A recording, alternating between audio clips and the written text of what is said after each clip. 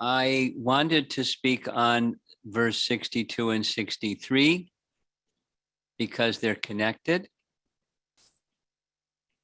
And I wanted to give a little background because when discussing any topic, it's good to understand a topic in context, correct? So,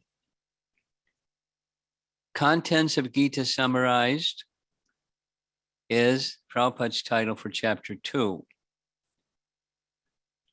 There's two other names given by our acharyas, Atmanatma Viveka Yoga. Vishwanath Chakravarti identifies this as distinguishing the soul from the body, which is certainly what chapter 2 does. And Baladev has titled chapter 2 as Sankhya Yoga. So, contents of the Gita summarized.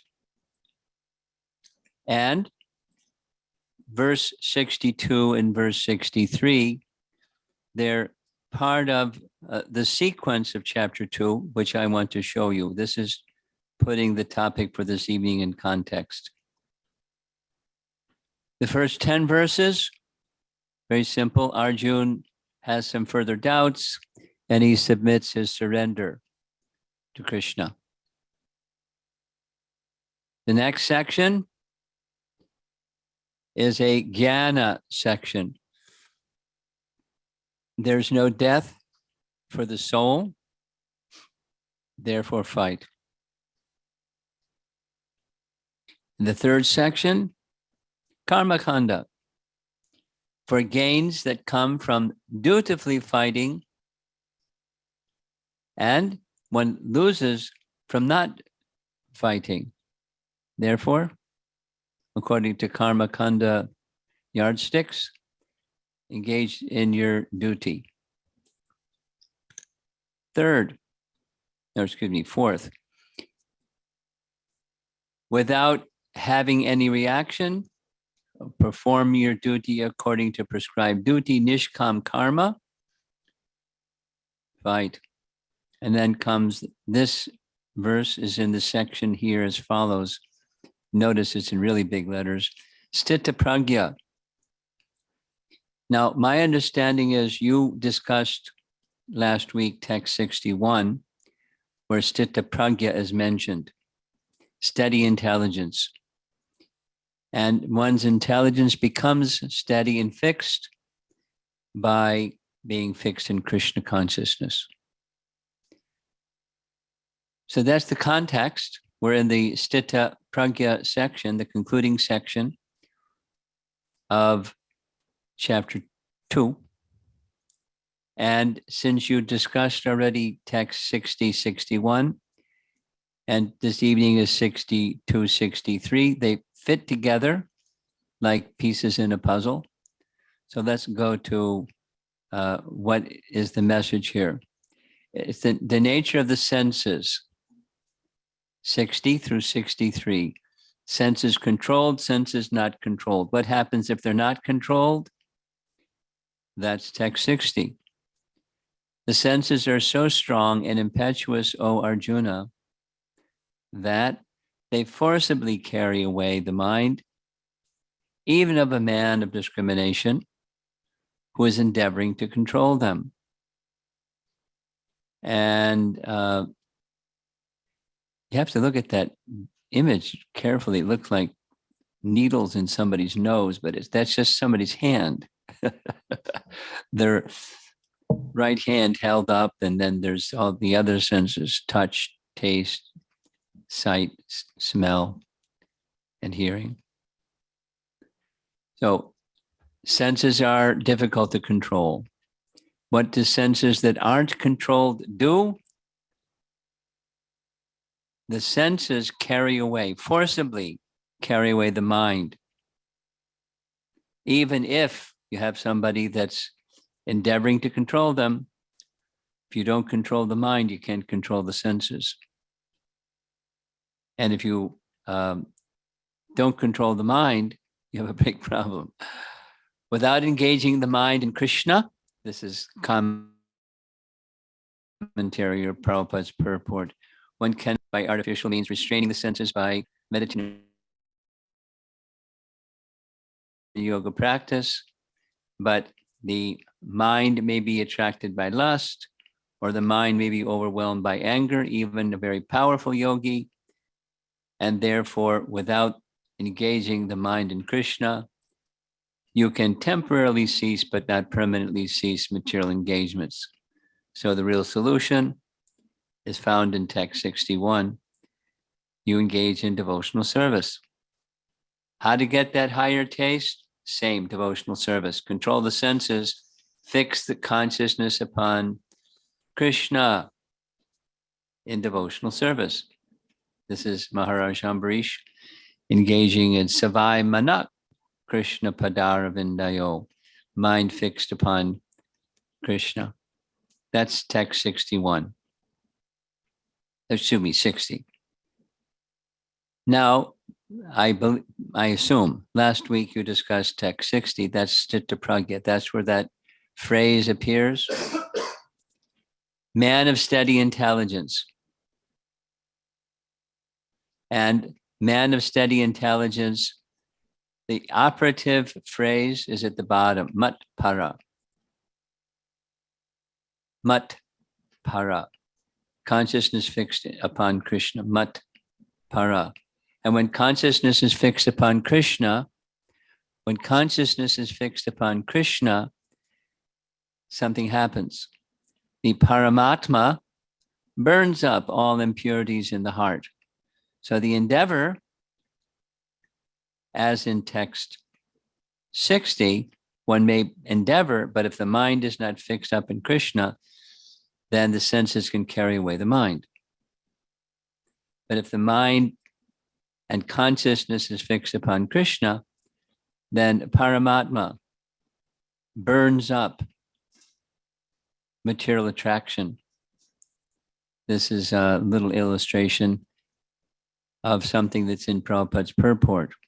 As blazing fire burns everything within a room, Lord Vishnu, in the heart of the yogi, burns up all impurities.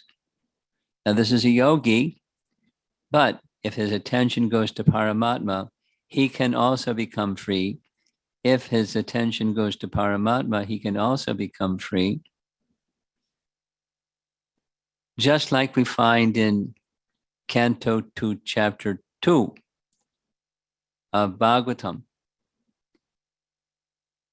It leads to a change of heart where devotional service is taken up. Or another place we can understand about fixing the mind upon Paramatma is in Canto 3. And that's Kapila Dev's instructions about that process, which is the process for Kali Yuga, Satya Yuga, which is the process of meditation. The process of meditation, after distinguishing matter and spirit, or the Sankhya philosophy, comes meditation on Supersoul. And from meditation upon Supersoul comes devotional service. But in any case, the mind has to go to Krishna. And when the mind goes to Krishna, even in this Paramatma feature, then impurities are burned up. It's not directly in Prabhupada's purport, but it's from Baladev Vidyabhusan's commentary.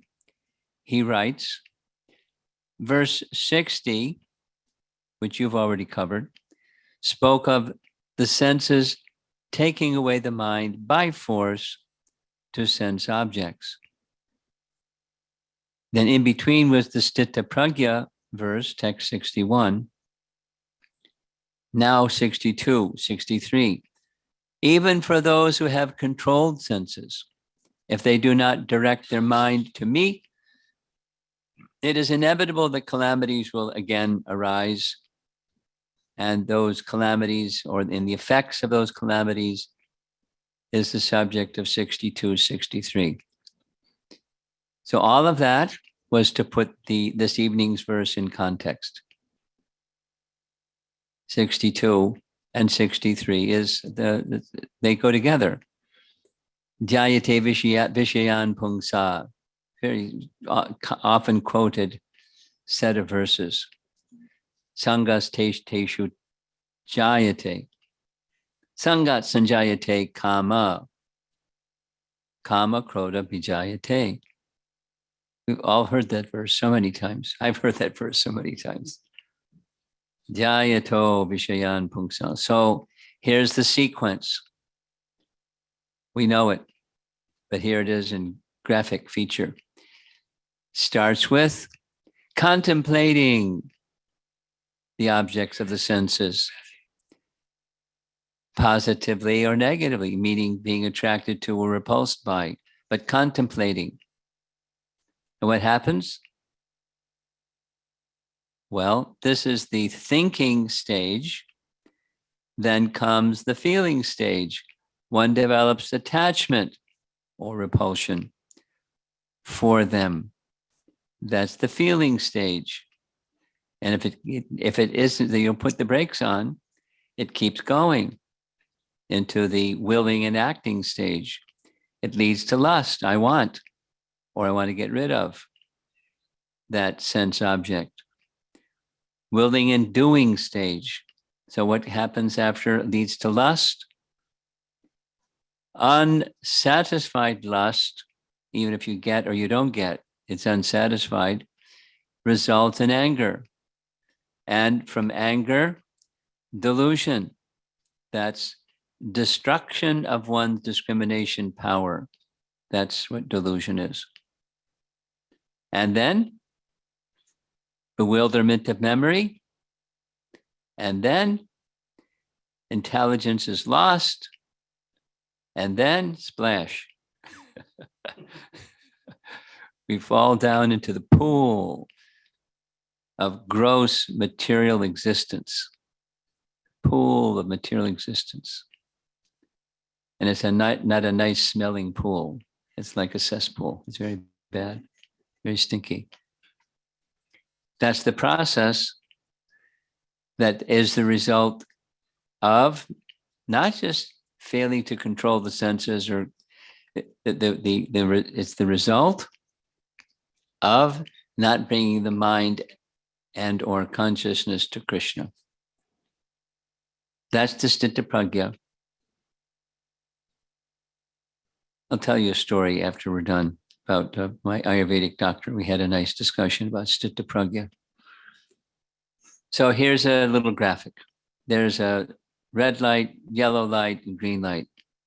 So here comes some attraction for a sense object.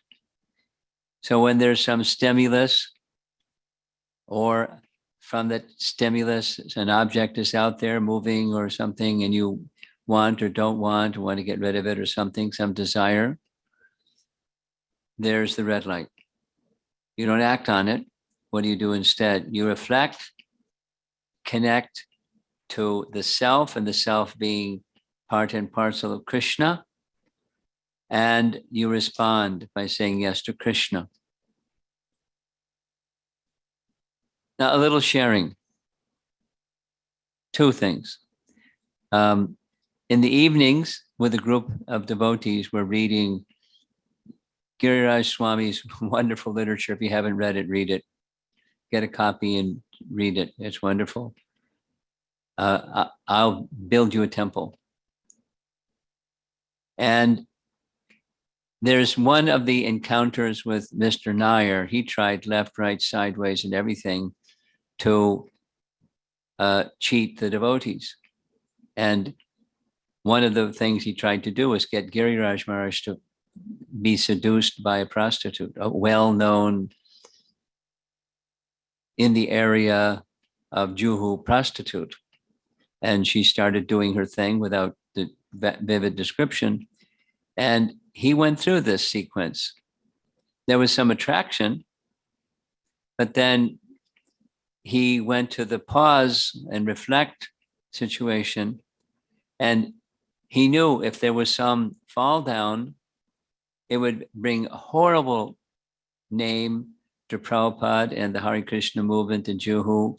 And he said yes to Prabhupada, which he didn't say how he, slapped the lady's face or something for doing what she was doing. But the yes to Krishna light went on. So whether it's attraction or repulsion, the stimulus is out there, some object, and then desire by contemplating, which she brought about the contemplation, he didn't. In any case, this is a practical, if there isn't a deep connection with, in this case, the spiritual master or with Krishna, there's the regulative side and there's the spontaneous side, genuine from the heart side, then one can easily be carried away, or the senses, the mind can be carried away to the sense objects by the senses. That was text 60. The Sthita Pragya position is when one's intelligence is steady. But how does intelligence become steady? What is steady intelligence? This was the story. The Ayurvedic doctor that I visit years ago, from his Ayurvedic doctor, he gifted him manuscripts that were in, they weren't in Sanskrit, they were in some other language. I forget what the other language was. It may have been Hindi, it may have been Nepali. I can't remember what language it was. And he was turning over his trove of treasures of Ayurvedic wisdom to his successor. So he had a whole team of translators going and, bringing those texts to a language that others could access, and starting with himself, but others could access. And somehow, I don't remember exactly how, but the conversation got on Sthita Pragya, because through Ayurveda, balancing doshas, and the body can become properly balanced, that makes it possible to have Sthita Pragya. And I don't know, he hit a button and I said, you can't have, I raised my voice. You can't have Sthita Pragya without Krishna consciousness. And I said, a few things. And he was like, he pulled back and looked at me and said, okay, you have to have Krishna consciousness. I was very strong. Because it's true. And it's Bhagavad-Gita, but it's also practical life. Bhagavad-Gita is practical life. It's not just some ancient text. It's practical life. Here is from Prabhupada's lecture in Los Angeles in 1968 on this verse. We are being bound by the false illusory beauty of this world. The exact example is the mirage. Reflection of sunlight on the desert appears to be water, but there's no water. The thirsty animal goes after the mirage thinking, here is water, I'll be satisfied. Similarly, we are running after the mirage and find no peace, no happiness. Therefore, we have to divert our attention to Godhead. Don't engage your senses in the illusory material beauty. Just apply your senses to Krishna, the really beautiful. Now, one more time, it's just another graphic that's showing what 62, 63 say. It's the alternative or the counter to Sthita Pragya. So let's be very clear what our topic is. This is that the final section of this chapter is Sthita Pragya, and how by steady intelligence one can come to the position in Arjuna's case of fighting, or in our case of not wavering from duty. very nice example. It made a strong impression in my mind hearing Giriraj Maharaj writing very simply, the temptation that was aroused by the senses and sense objects, but the brake went on and he was feeling contented, he feeling happy with himself because he chose Prabhupada over the senses. Very strong, very, very real stuff, very real stuff. So here's the sequence. Down at the bottom, there's the living entity that fell because he didn't have Sthita Pragya. And this little map is showing how he got there. And contemplating the objects of the senses develops some attachment. From the attachment, lust develops. When lust is frustrated, anger develops. That's what's going to be in the upper right. It's not spoken in the verse, but something obstructs the fulfilling of a desire. The desire unsatisfied results in anger. So now once anger develops,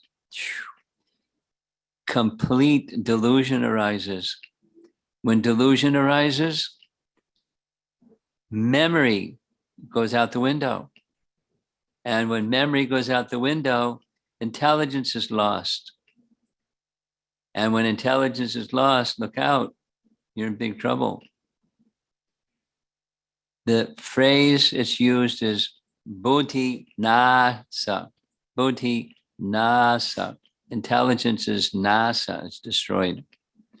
Destruction of the resolve to practice spiritual life. One falls into the material pool. Buddhi nasa. So we don't want buddhi nasa. We want buddhi yoga. And to get buddhi yoga, you can't let the mind take shelter of something other than Krishna, because one will fall into the material pool very quickly. And that little box on the right, there's the alternative. That's the lesson of this section. Engage in devotional service to Krishna. In Arjuna's case, it's fight. Here's the final slide. Baladev writes, the conclusion of this little section that we just covered. One who wants to conquer the mind must worship the Lord. Very simple. And, the contrast is there. If you don't worship the Lord, there's this chain sequence that happens. The classic story. I've heard it a number of different ways. One was someone giving a class, and there's someone that was giving a class. Prabhupada was sitting on the Vyasasana and wanted to examine how they give class. And they were going on and on explaining this happened, that happened. Then I fell into Maya. Prabhupada interrupted them and said, you fell into Maya. You're always in Maya. So we're always in that fallen condition where unless the mind and consciousness are fixed in Krishna, the deluding potency is acting on us. Unless we become fixed in Krishna consciousness, the deluding potency, we're subject to those influences. Now, regulative devotional service is good, but it has to go beyond that. It has to go beyond that, because the regulative devotional service will also be tested. And you stay with regulation, you're in the safety zone, but it's not perfect. It's the actual taking shelter of the personality of Godhead. One who wants to conquer the mind must worship the Lord. I really liked about this traffic light, which you have put the red, yellow, green, that when we have to really stop our stimulus and our desire, that we know now this is a time we can pause. This is a time now we have to reflect on the reality and connect to the real self, like, to the yellow, and respond, yes, this is actually this is related to Krishna, and definitely I can go ahead with this, right? Sometime in our life, this decisions is sometimes becomes very difficult, right? To go from that, to discriminate this, like, this stop the yellow part, like, to distinguish the reality and reflect. So how can one do that? What are the qualities one can develop to in order to where we can take shelter if we are not able to decide? You just retold my class. Thank you very much. I see a hand up. I see a couple hands up. Yeah, we have Rashi Mataji. If you have a question, you can definitely. Hare Krishna Maharaj, thank you so much for the wonderful class. I have a question on the flowchart you explained. So I do understand that once your desire is not satisfied, it leads you to anger ultimately. But what if your desire keeps satisfying? Then why not? I mean, I do understand. I totally believe that you should surrender to Lord and devotional service. But what if desire keeps satisfying and you gets involved into it? So what's the way out? You're a dreamer. The world that we live in is a world of duality. When you have this, you also have that. So, it's nighttime. Wait a while, it'll become daytime. Oh, I'm having a nice time. It's daytime. Wait a while. It'll be nighttime. It's just the nature of the world in which we live. It's not always dark. Sometimes there's light. Sometimes, the object is there contacting the sense, and it seems like, hey, yummy, this is really nice. But dushparena analena cha, burns like fire. And it's not what real happiness is either. And wait a while. It's a place of duality by design. So your notion doesn't match reality. I mean, it's a nice notion. It's not reality. Yeah, that's right. Thank you, Maharaj. Look at it's winter. And it's COVID, and look at all the things that aren't what you're saying. Everything is nice. It's not nice. Birth, death, disease, old age. It's not nice. It's la la land, thinking it's nice. It's not the nature of the place by design. Yeah, it is not. But if you have peace inside, which you get by surrendering to Krishna, then everything will become nice. Well, it becomes transcendently nice. But the idea that someone isn't in transcendence to say it keeps staying nice. It's not the way it is. And an honest person that understands even duality, happy, sad, pleasure, pain, wet and dry, light and dark. It's not always any one thing. What to speak of the standard of what real contentment is. It's not available in the world of duality. It's just not here. So that it's a nice notion that doesn't match reality. Mm-hmm. Sorry to say. Nice try. I know, long way to go though. Thank you, Maharaj. Nice try. Next. Thank you, Maharaj. We have Lalit Prabhu. Lalit Prabhu, please go ahead. Hare Krishna Maharaj. Wonderful class, very, very illustrative. Thank you for that. So Maharaj, my question is on verse 53 from chapter 2.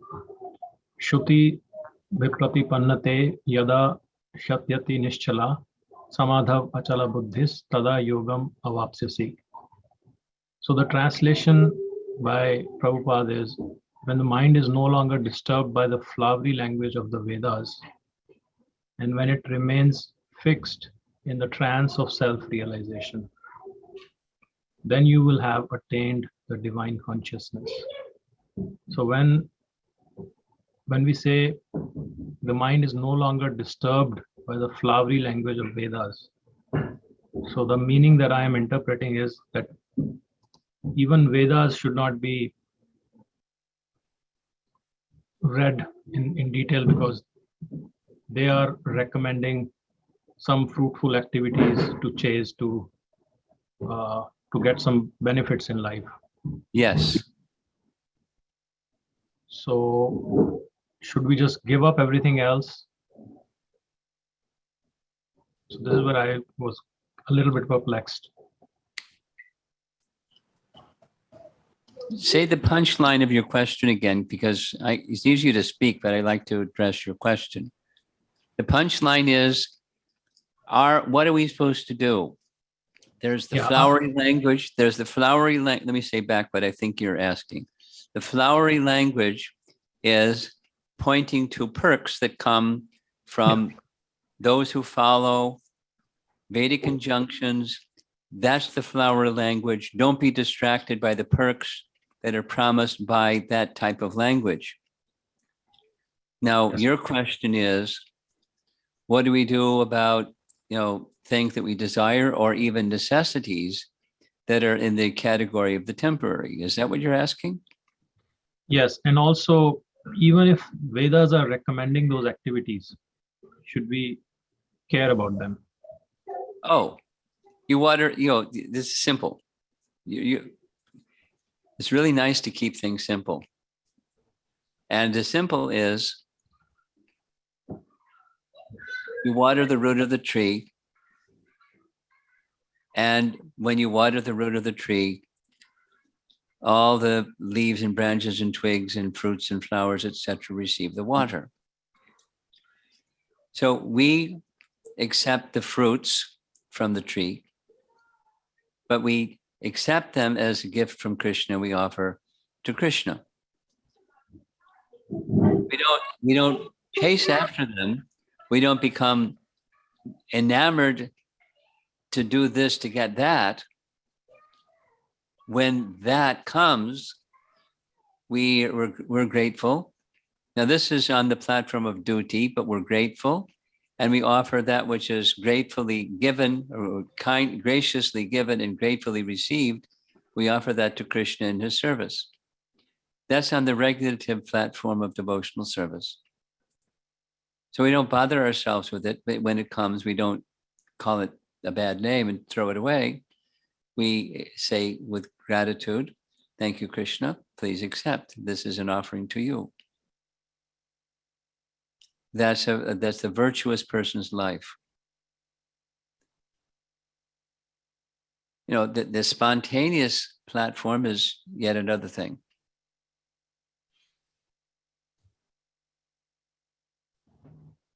Thank you, Maharaj. Okay. Rani Mataji, please go ahead.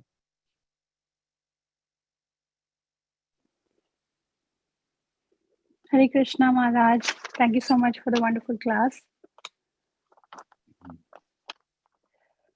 So, Maharaj, my understanding is that whatever we do as an offering, or as a service to Krishna in whatever situation we are.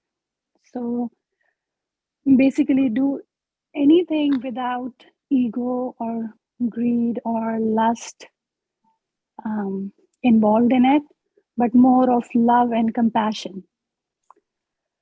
So, however, if some of our desires, like material desires, even if it is small, it when we get our desired fulfilled, we do get the happiness. So when we do get that happiness, is it that the love for Krishna is missing? No. Well, it can be, it doesn't have to be. It can be that your love for Krishna is missing. Let's take the example of a small child. And suppose you give the small child a cookie. Is he happy? It's prasadam. It's prasadam.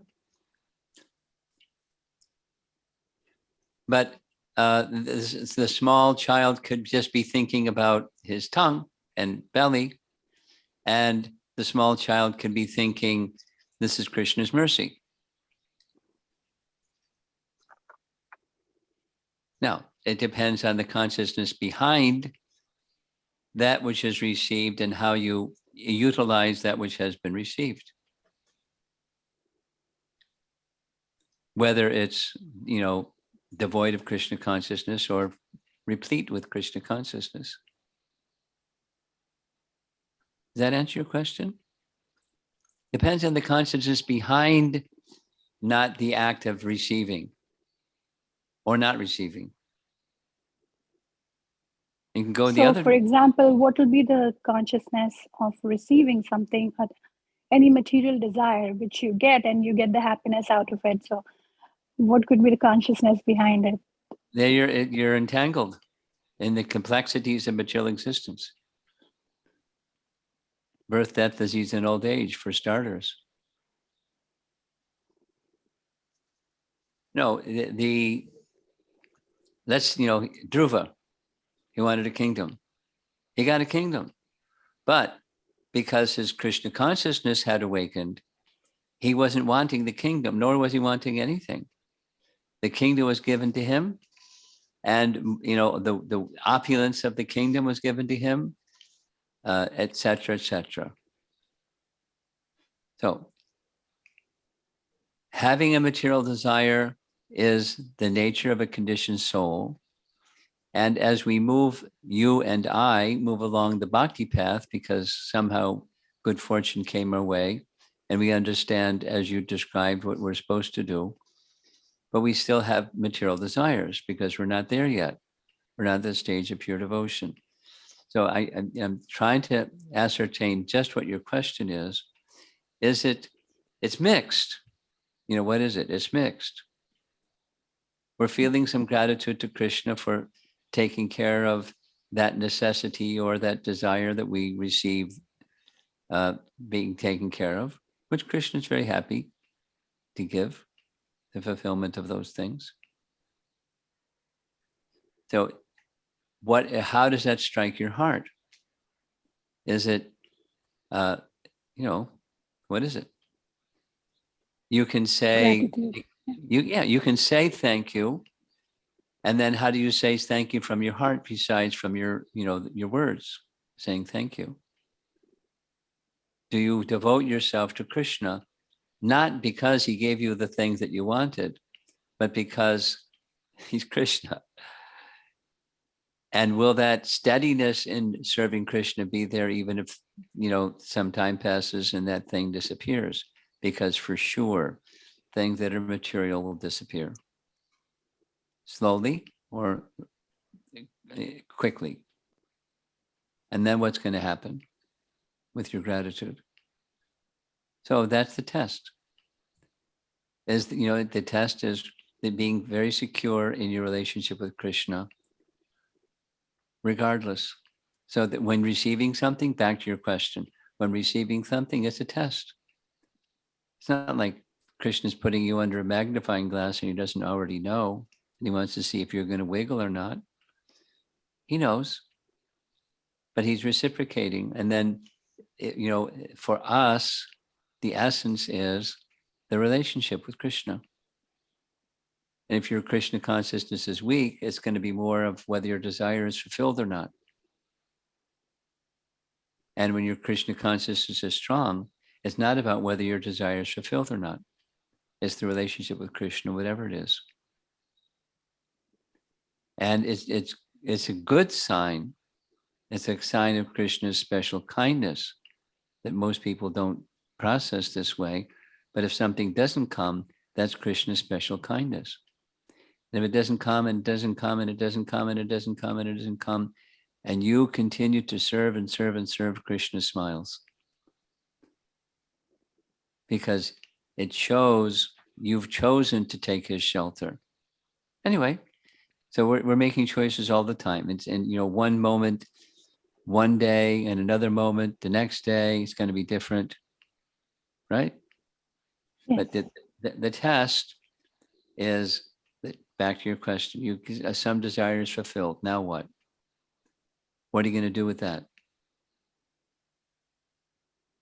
That's the test. You can say thank you. And then whenever it doesn't come the next day, what happens? And You guaranteed, still say thank you. yeah, guaranteed, along with something coming is going to be nothing coming, or it's, something unpleasant. Someone says or does something harsh, etc., etc. Then what are you going to do? Then so it's always resting on your relationship with Krishna. That's the lesson. That's the lesson of life. And those that are devoid of knowledge of Bhagavad-Gita or scriptural texts, they're just being moved by the waves of the wave is up and then the wave is down. And the wave stays down, they get depressed and do crazy things.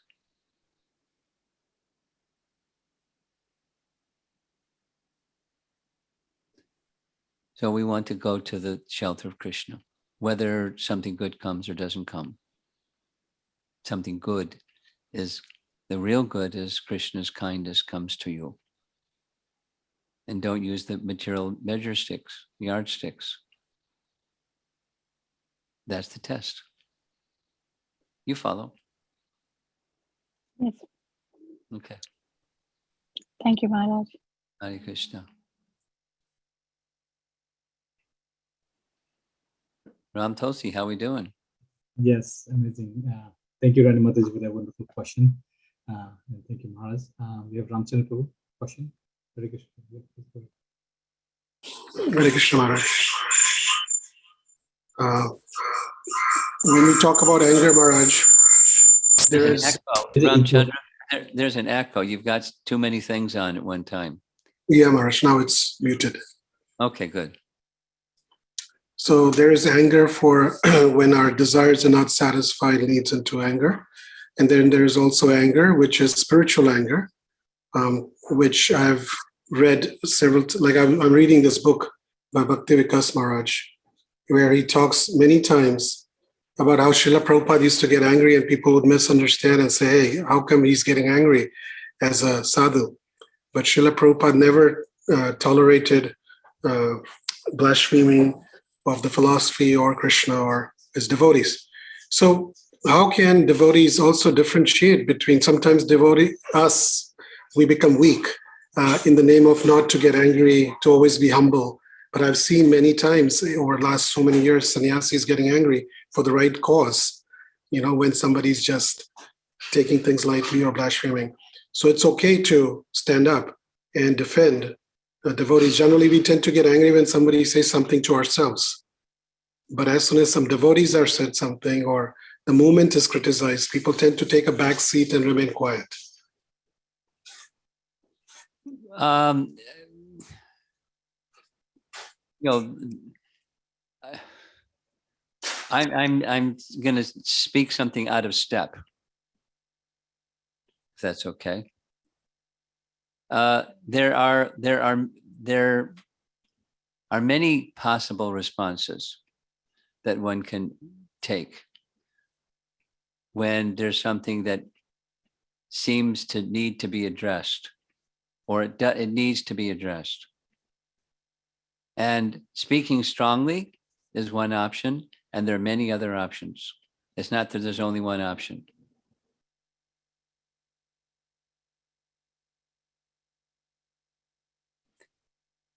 I can think of some circumstances when Prabhupada was just endlessly tolerant. I can think of some examples when Prabhupada, his lips trembled, but he didn't say anything. I mean, I heard from Hari's story about such examples.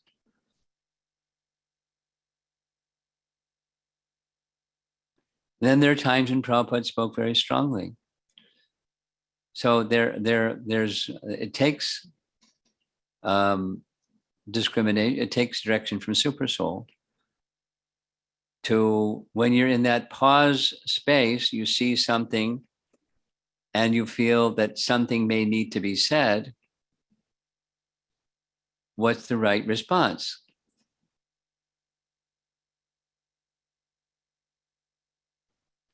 I'll share with you one lesson. You're referring to a book that you're reading that Bhakti-Vikas Maharaj wrote.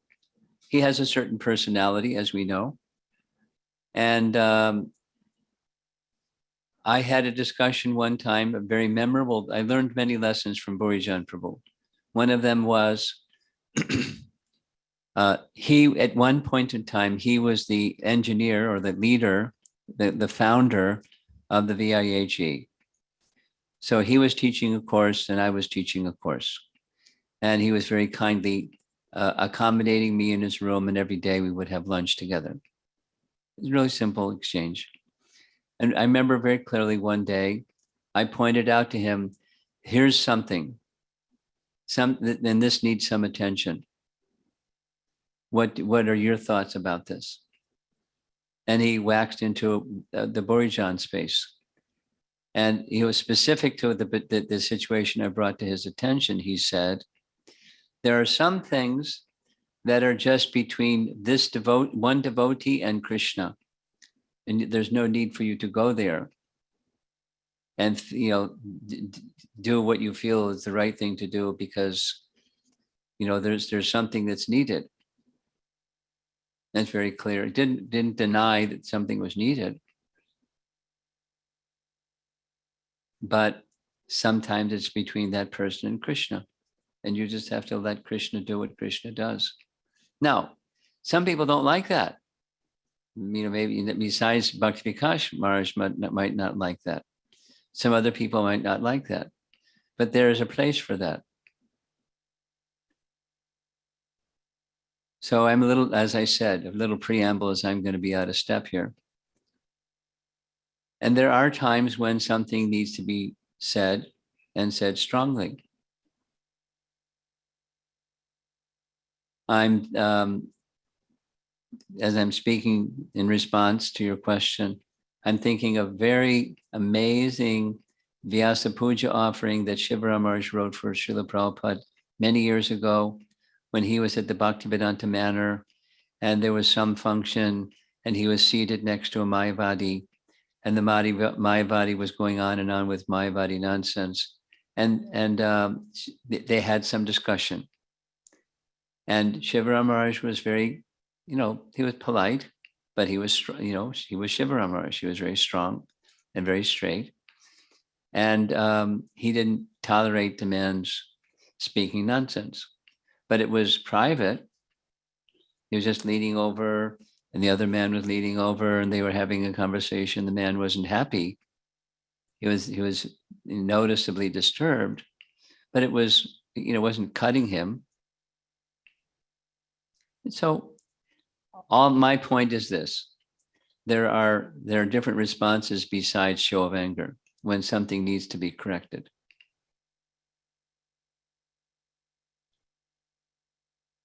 Sometimes there's something inside that's really hurting when they behave in a way that's not, a Vaishnava way to act. And there are ways to help that person, that whatever is inside, to correct that behavior.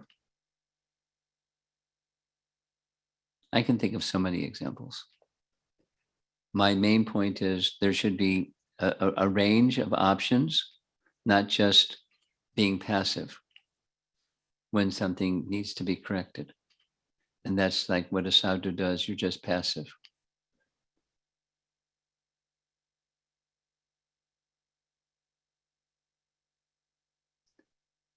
And there's different personalities that will behave more like this, and others that will behave more like that. Let's just say, here's a classic example. Bhaktisiddhanta Saraswati Thakur was known as a Shringa Guru. And Bhaktivinoda Thakur, his methodology was humble persuasion. And dealing with deviations, there was two different personalities that had enormous regard for one another. They just had a very different approach. And very powerful, very influential, very effective. And to bring people to bhakti life, Bhaktivinoda Thakur wasn't incapable of being strong. He was strong when it was needed. But his at least from the way it's characterized, his style was largely humble persuasion, not just, correcting in a strong manner. I didn't read this. I was told that somebody said, Bhaktivinoda Thakur, Bhakti Siddhanta said, why do you entertain these people? They're this and they're that. They didn't agree on style. They had a different approach. But it's not that Bhakti Siddhanta didn't have all utmost absolute regard for Bhaktivinoda Thakur. They had a very different approach to things. There's so many examples. So Maharaj, it also depends on the nature of the individual. Yes, and the circumstance. Yes. As long as the intentions are not to hurt or Yes. any intentions. Yes. And intention is one thing, but then what's the practical effect is another thing. Supposing someone is very strong and somebody leaves. That's not so good. One can make correction that doesn't necessarily result in somebody leaving. No, sometimes people need to leave. And sometimes they just need to be corrected in a clear and strong manner. So it's not just intention. I don't intend to rip somebody apart or defeat them, but you intend to bring to a higher place of consciousness, and that takes finesse. It takes spiritual strength to be able to do that.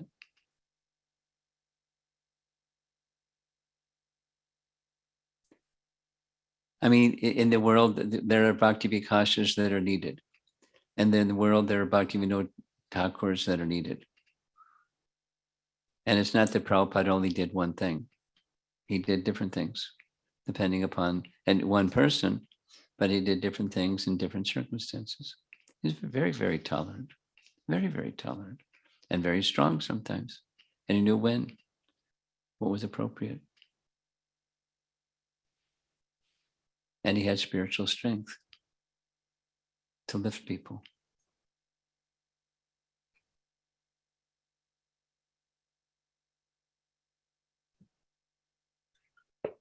So Maharaj, when Arjuna was fighting, just before he started fighting, he was being very meek and humble. But then when he started fighting, was his mood in anger that he was fighting, or just as duty and fighting? Oh, he had no. I mean, he was angry. Prabhupada explains this. You can't fight and kill if you're not angry. Krishna was inciting him to anger, but it was transcendental anger. So there's a big difference between transcendental anger and the other kind. Big difference, big difference. And if you're not a transcendentalist, better watch out. Because fire burns. And anger is fire. Better watch out. Don't imitate.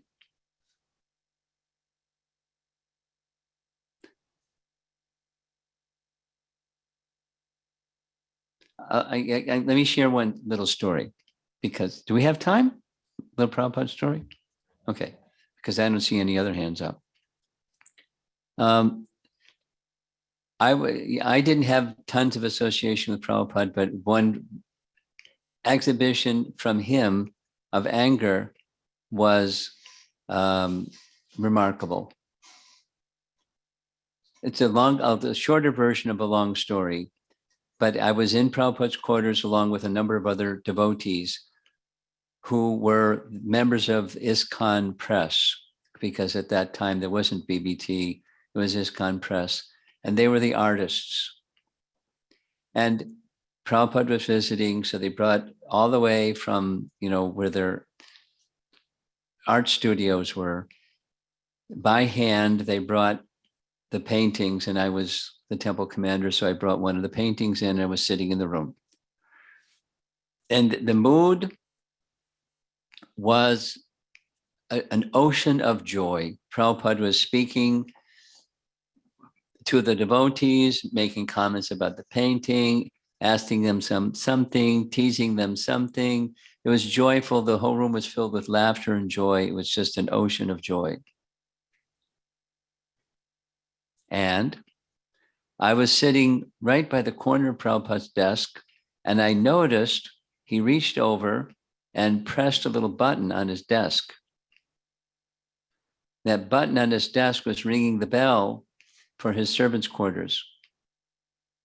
I didn't know that till later, but then his servant came in. And when his servant came in, he paid obeisances. And while he was paying obeisances, he didn't even finish paying obeisances, Prabhupada thundered something. My brain shut down. I don't even remember what he said. He was just like, he was the total opposite of mood. I found out why he had done like that later. The person was having a sensual problem, and Prabhupada was like letting him have it because he needed it. And then, some exchange, the servant left, and just like that, Prabhupada's mood was immediately back to joy. Immediately. And the room filled with joy. But when he was angry, the room shut down. I heard Rupanuga describe something similar. When Prabhupada would laugh, he would sometimes tell a Bengali joke, and he would laugh and laugh, and no one understood the joke, but because he was laughing, the room filled with laughter. Everyone was laughing because he was that kind of a person. He was just very heavy, guru, very heavy. But when he was joyful, the room was joyful. It was like it didn't even happen. So when he was using anger, it was transcendental. It was for some purpose. I felt at that moment, it was like he pulled the sword out of a sheath. He moved the sword around and put the sword back in the sheath. And it moved on. It's like it didn't even happen. So he wasn't controlled by anger. He was using it for a very specific purpose. There's other times he may have carried on for some days. I didn't have that experience, but he wasn't controlled by it. He was using it in Krishna service.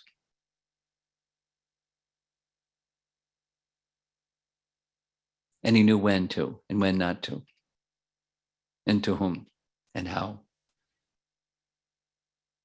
So I don't know what's in Bhakti Vikas Maharaj's book. I do know that we have to be diverse and very flexible in how we deal with situations that may need some correction. The time may not be right, the circumstance may not be right, we may not be the right person, and so many things need to be considered before just immediately pulling the sword out.